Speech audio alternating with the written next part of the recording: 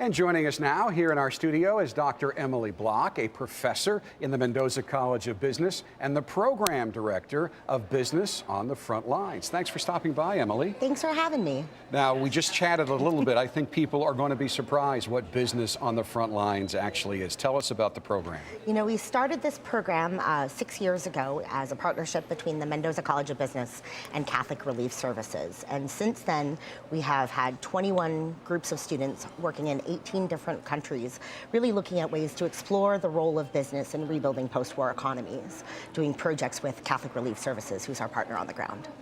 What inspired the creation of this program? You know, it was the brainchild of Professor Viva Barkis, who is a professor in the management department, as well as on the CRS board, and Dr. Carolyn Wu, looking for ways that business could contribute to leveraging and building markets and opportunities for young men and women to build livelihoods for themselves as they recover from war. Now, how do you determine which countries you visit? You know, we have an internal vetting process with Catholic Relief Services. We try to make sure that the countries are stable enough so that our students will be safe. We trust our security to CRS. We also want to make sure that the projects are within our wheelhouse, things that we can do very well, you know, value chain analyses or agricultural projects that we can really contribute and make a difference so that the projects can live on. So what are some of your future destinations? You know, we're still deciding. Next year, we are hoping to perhaps be in East Timor, Timor-Leste, or Myanmar. We've been invited to go back to Cambodia and to Rwanda, so hopefully we'll be able to get some projects there. Now, some might say these can be scary places. You know, I think statistically you're probably in as much danger driving to the grocery store. But also, I think that if you have good local partners on the ground, which we do in Catholic Relief Services, second largest international aid organization in the world, they know the people and they know where we should be and who we should talk to, and you know, we just keep our wits about us. Now, what are some of the ways when the students are there and on the ground, what do they specifically do to make an impact? Well, the projects are really co-produced between Catholic Relief Services staff and our students themselves. And our students are really good at gathering information, at tracing the market value of a product or a crop, for example, across an entire value chain, or look for opportunities for export, or perhaps some opportunities for corporations and NGOs to find mutual value creation and work together. What are some of the obstacles you've had to overcome?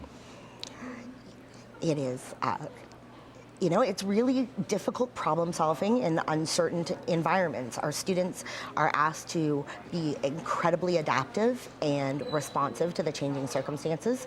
We've had to change countries at the last minute, you know.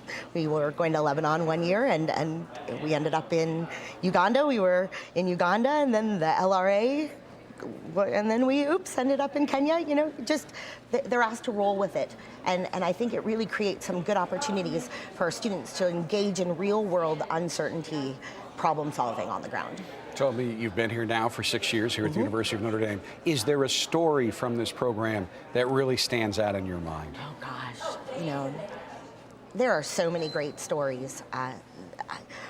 What was most one of the greatest stories that I have is the work that we did in Cambodia this year. We were working on a childhood nutrition program, and we got to share meals and live in a village and cook with a family and really understand some of the livelihood challenges around nutrition, and just seeing the ability and the human dignity associated with a good day's work and how that has the ability to transform people's lives.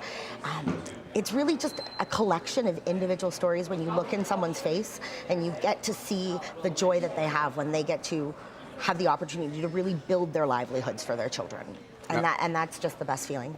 I appreciate you coming by. This is another example. I did 3 hours last night. I've been watching throughout the day. People know Notre Dame for its sports teams. They know it's a great academic university.